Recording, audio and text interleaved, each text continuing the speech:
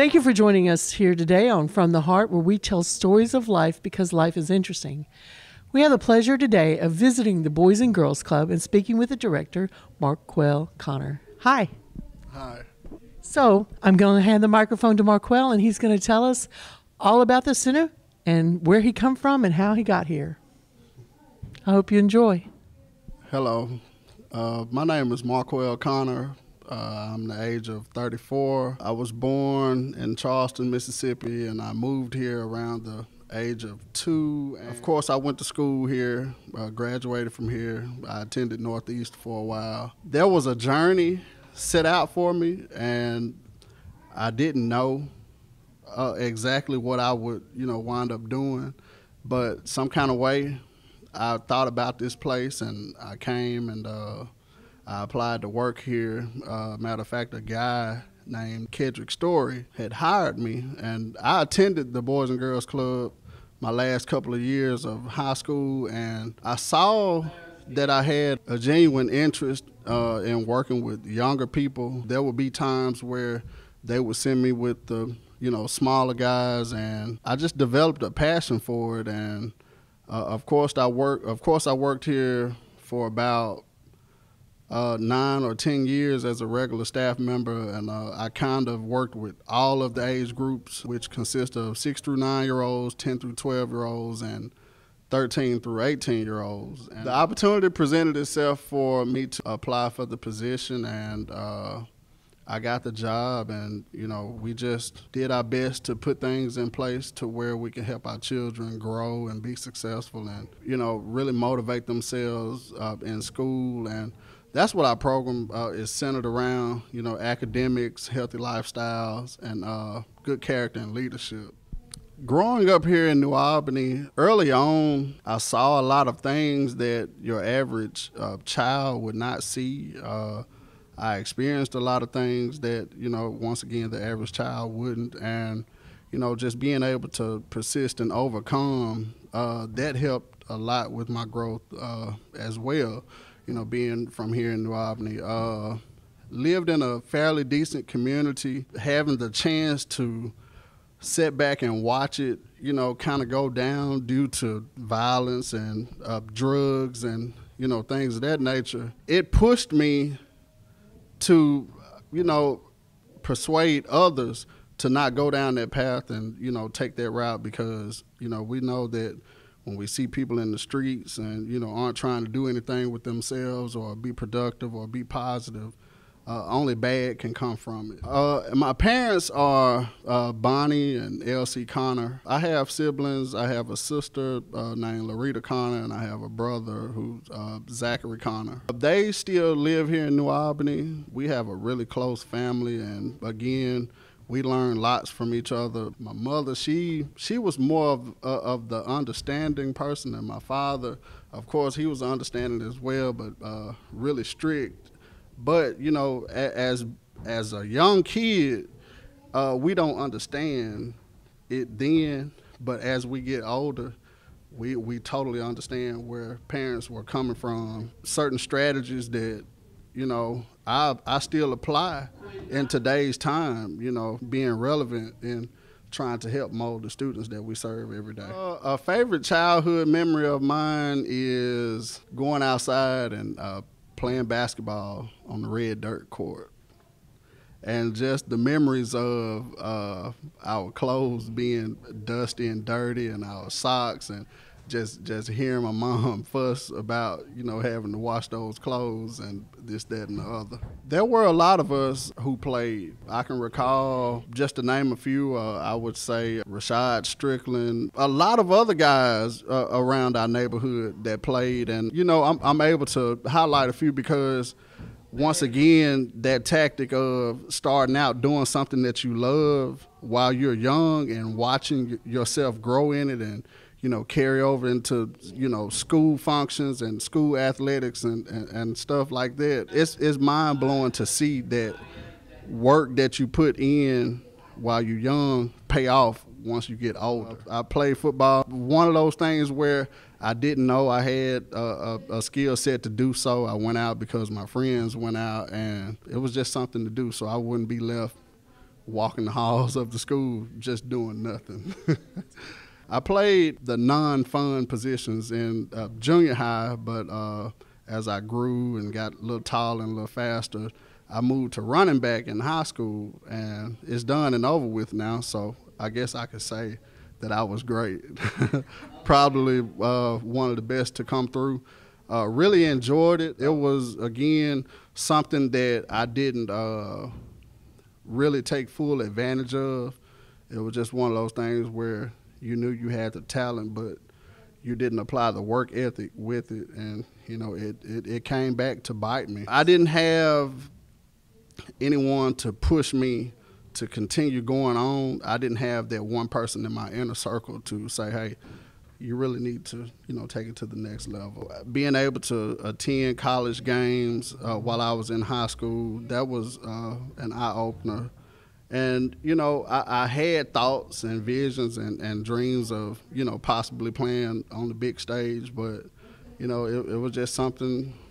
And I just slacked in and I said, hey, well, I'm just going to go to school. I took up physical education. However, some things came up. I didn't finish, but I do plan to go back and finish up with my bachelor's. I feel like that would send a really great statement to our youth that education is so important. Having me to see as an example, some of us can get by without an education, but only for so long.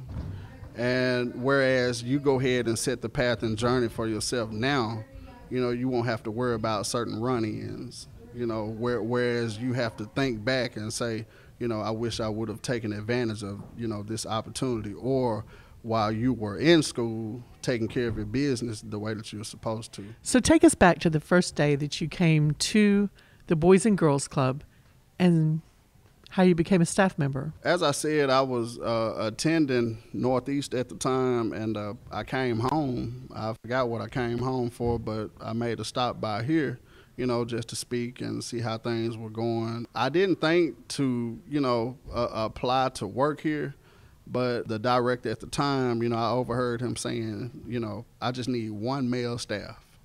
And I just so happened to be standing there, and one of the ladies was like, well, here goes Marquell, and he was like, yeah, that's it.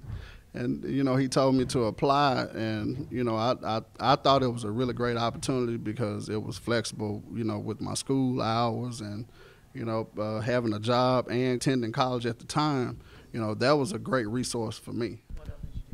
My duties at the time were I was working with the 6 through 9 year old age group, and I was the gym assistant. And so I was, teaching programming and helping with homework, and then after that, the fun part, we would go into the gym and just do group games and a lot of physical activity.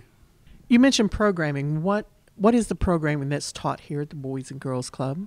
We run many different programs such as Reject All Tobacco, Goals for Growth, Diploma to Degrees, Smart Moves, Act Smart. We have a Title V abstinence program that we run as well, and we have career development program that we are running, exposing students to the different career choices that are out there, and also trade schooling because, we know that a lot of students doesn't have college, as their first choice upon graduation. I think technical schools are awesome, because there are people that weld that make more money than I do. And that is considered a trade. I don't think there should be dismissed at all. I think it's a great opportunity for everybody. I think that it's a great opportunity for a lot of others as well, even, considering truck driving because, they make decent amounts of money along with plumbing, too. Making mention of it to the students the first time, and they were like, so you mean to tell me I don't have to go to school and I can make XYZ amount of dollars? And, it, like I said, the different programs that we run, it really opens the children's minds up. And, everything is centered around character, leadership, development, and, like I said, healthy lifestyles and academic success. Those are our top 3 priority outcomes. I tell people, a lot that the club isn't for everybody. And when I say that, I also incorporate the fact that if you don't like discipline, if you don't like structure, if you don't like to learn, if you aren't trying to grow, then the club is not the place for you. Sometimes people have the misconception that, Boys and Girls Clubs, you can just come here and you just play and, before we close, call your ride and you go home. But that's not how it works here. We actually do things with the children and, like I said, try to instill good character and leadership and that discipline and structure that they're going to have throughout life, especially the older that they get. With our tutoring, we have coaches that come over. The soccer team is active in coming over and helping tutor. The Anchor Club comes over and help tutor. We have a teacher who volunteers some of her time weekly, and she comes over here and help tutor as well. And so, volunteering, that's a pretty big thing here, because for people to come in and do things for you just to help assist and they don't have to, that says a lot. That says a lot, and it shows vested interest, within our program and also within the youth that we serve. And, high school students could take advantage of this, because some of them, for their college entry, have to have so many volunteer hours, or it just looks really good on their resume. This would be an opportunity for them to get that experience. That is a major component, and, like I said, the soccer team is active in doing that, and, the coach states how he wants to, instill those responsibility and leadership qualities within them. That it's really a great opportunity to be able to come over and, help tutor younger children. You help them grow, and like I said, you build relationships with them, and it teaches you a lot, along the way. So how students could come over and, become active volunteer tutors. They could just show up and, we'll give them a volunteer application and they could fill it out, and we'll go from there. Some mornings I go and I work out. I'm thinking about today. What will we do today? What club member will I see today? I'll get ready. I'll come to work. And, I'm just thinking, okay, so what could I do today that leaves a lasting impact on a member or every member that I come in contact with? We serve a lot of members. We're averaging right at 100 members a day. And so, that's a lot of members. Sometimes I get to interact with every one of them, and sometimes it just may be, certain groups that I get to interact with. When I get here to the club first thing in the mornings, I check my email, I check my call log, I return calls, I respond to emails. Whatever administrative duties that may come down from the main office, I go ahead and immediately try to, jump on them and complete my work, at a decent time. I'll incorporate a schedule that I may think is fun and exciting for everyone. Just doing different things. We have playground equipment. We let children go outside and play, during rotational activity time. We have a computer lab. We have the gym area. I also drive school bus, which is very interesting. Just when I pull up at the schools and I see the kids, getting ready to get on the bus and everybody's smiling and, having their own conversation and enjoying themselves. And that's the part of the day where they get to go ahead and start releasing that steam from being in class all day, being at school all day.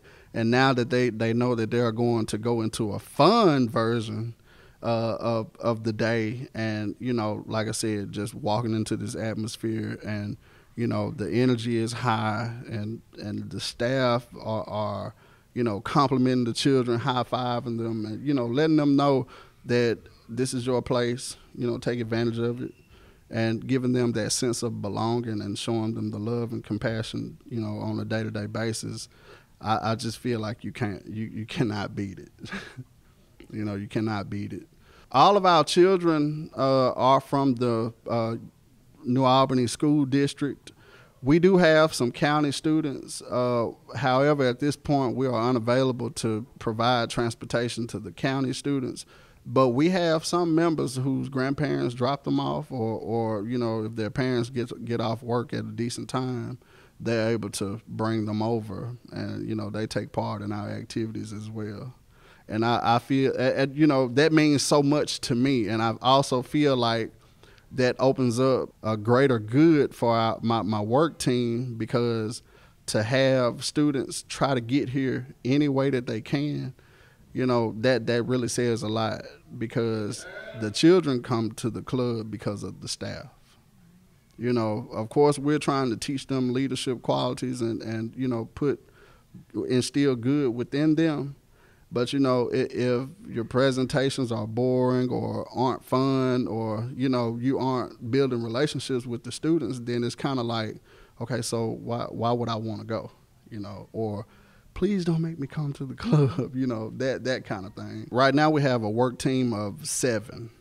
There are 7 of us, including myself. I'm the only full-time worker right now, but the rest are part-time. I have a program director, and she's here from 1 o'clock until closing, which our hours for the children are from like that 2:45 p.m. to 6 p.m., roughly as soon as they get out of school. The rest of the staff come in, from 2:30 until closing time. I have a lot of memorable experiences.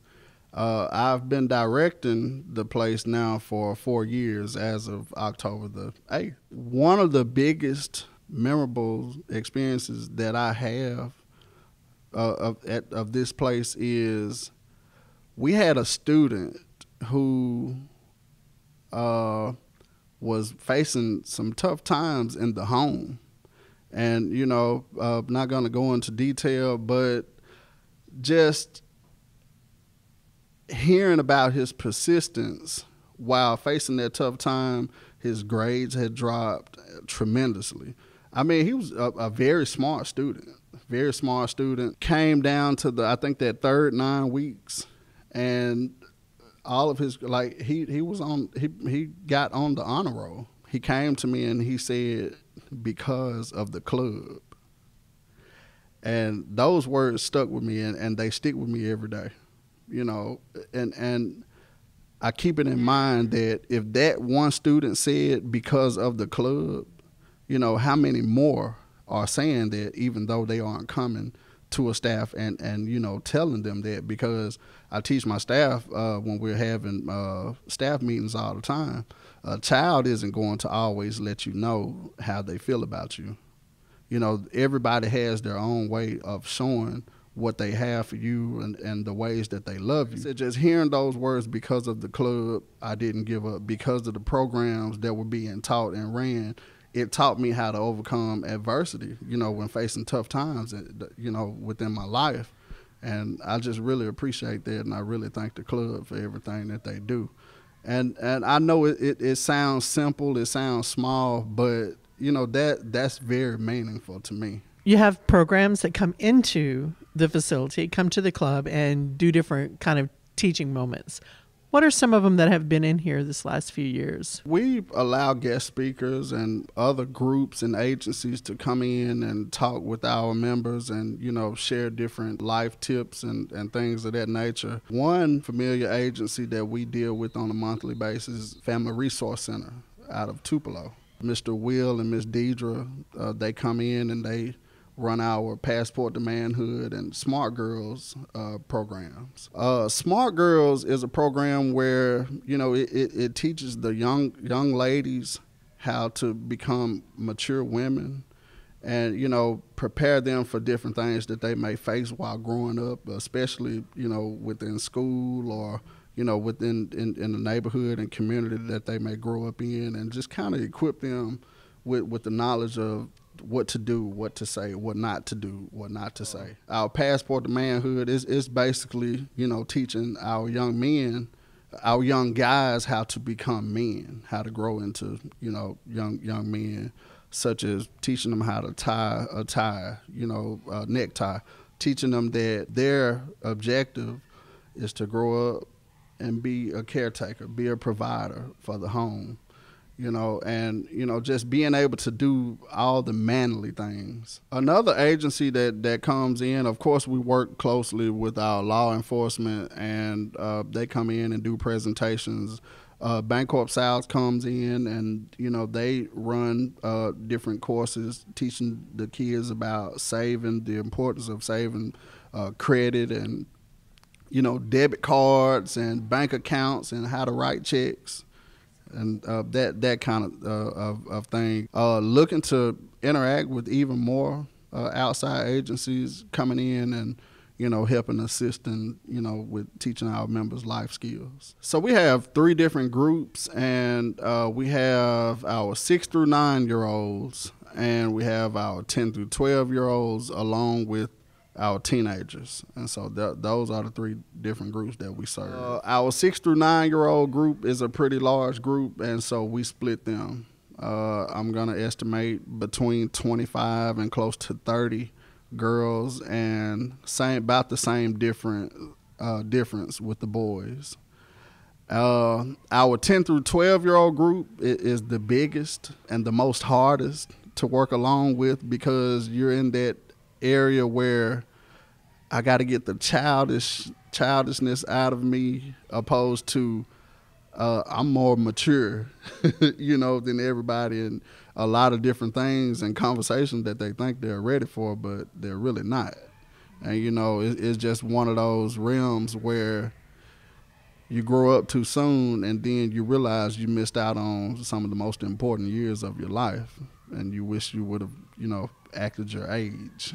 We have a large group of teenagers too. I know probably about a year or so ago, we served the most teens within the organization. We probably still do, but that's just something I need to check up on. That's a very interesting group to work with as well. They're very respectful, very kind. They offer their help when it comes to, end of day cleanups, and just assisting the staff with programming. We have some teenagers who even try to help tutor with the younger children too, even though they are club members. We were blessed to be able to hire one of our teenagers, the workforce development program.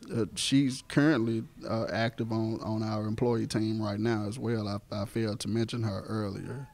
And so she assists Miss Tamari with the 6 through 9-year-old girls. Wow. And Miss Vernita, our membership secretary, she helps her to, whether it's filing report cards or, filing program documentation. You've mentioned the organization and having assignments of your own. Tell us about the parent group, I guess it would be called the overhead group. As far as my duties, I do have monthly reporting that I have to submit to our main office monthly, and that's usually around the first of every month. The main office is located in Tupelo in the Create building on the 2nd floor. It is a national program. Boys and Girls Club of America, located in Atlanta. The history that I know about the Boys and Girls Club is that in the beginning, it started out in, I believe, Hartford, Connecticut, and it was just boys. Several years after that, they included girls. And so that's where the name came in at Boys and Girls Club. We do a lot of outside activities. We're heavily involved in. We have a group called the Keystone Club. It is within our New Albany Boys and Girls Club, and that centers around community service, leadership and community service. We'll come in and, we'll clean up. We could serve drinks. We could serve food. We could help prepare the building, for whatever the event could possibly be coming up. We write cards to the nursing homes and stuff, and we go around and we deliver to them. We'll take pictures. We'll sing with them. We also run a Cal Ripken program for at-risk youth, and we clean up parks. We'll clean up neighborhoods. We'll clean up around the schools, and we also have a cleanup day. set aside for that, and it's usually every September. Different fundraisers that we do, of course, our parent club oversees them. We come up with the different ideas and, set up and, raise particular funding. One that we do every year, which is my absolute favorite, is the pancake breakfast. And we also do car wash at AutoZone. We'll clear the stage and, just have like a little dance aerobics. I call it dance aerobics, even though, the kids looking at it as if, oh, we're just dancing. But, they're exercising, they're smiling, they're having fun, they're doing something positive without realizing. Having this job has opened up many doors for me. I'm vice president of Kiwanis. I've been serving with Kiwanis for maybe going on 3 years now. I'm part of the Bancorp South CLA, Community Advisory Council. I also help coach the New Albany Shockers. This is my first year being a part of that. I play drums at Watson Grove Church here in New Albany as well. And so just remaining active, and everything that I do is centered around serving youth even when I'm not on the clock. And so, that helps to keep me in line. I'm not married yet, looking to get married soon someday. I have 2 children. I have a son and a daughter. One's in 2nd grade and the other's in 3rd. And they go to school here in New Albany. They're both at the elementary school. And they also attend the club. Members can invite friends. You get up to 3 visits, and, we keep up with that by signing the visitor log. And usually everyone that comes through the door asks for a membership application because they want to join. And the cost is $50 per individual, and that covers the entire school year. Summertime, our fee is $75 per child. Again, unless they, live in the same household and there are additional siblings. Of course, we're open longer from 8 a.m. to 5 p.m. During our full days, such as staff development days for school or spring break, Christmas break, Thanksgiving holidays, and stuff like that. We open up. We'll close Christmas Eve and Christmas Day. People can get involved with the Boys and Girls Club of New Albany by calling 662-534-2150. The office hours are from 10 a.m. to 6 p.m. Email address mconner, MCONNER, at bgcnms.org. And I invite people to come in and, see what our program is about, check out the many different things that we do, and, different areas where children can grow. We're like I said earlier, we're all about trying to help our students learn and grow and prepare them for upon graduation. Well, one teenager within all 5 clubs that are in our organization, only one teenager can receive that award, and it is the most prestigious award a teenager can receive. And, it's based on their character, their leadership, how often they help around the club, how involved in the community that they are. And, we really sit back and we pay attention to that. And the last 3 years, we've been blessed to have participants be able to compete in our organizational Youth of the Year competition, and which consists of an essay and having to present in front of judges. 2 out of the last 3 years, we've had first place contenders, and they were able to go to Jackson and compete on the state level. If you win on the state level, you compete for regions and then nationals. The winners can receive up to $1 million in scholarships courtside of the NBA All-Star games. It's sponsored by Toyota, so, whatever year that is, you could get a car. and so there are many perks and opportunities to attending Boys and Girls Clubs. Wow. There is a lot going on with the Boys and Girls Club. I never even realized. That is just great. Thank you so much for talking with me today. No problem. And I hope you all learned something too and will become involved with the Boys and Girls Club. If you have young people that aren't a part of it, call Marquell. Get them involved. It sounds like a great opportunity for them. Thank you for joining us here today on From the Heart, and we hope you will join us next time.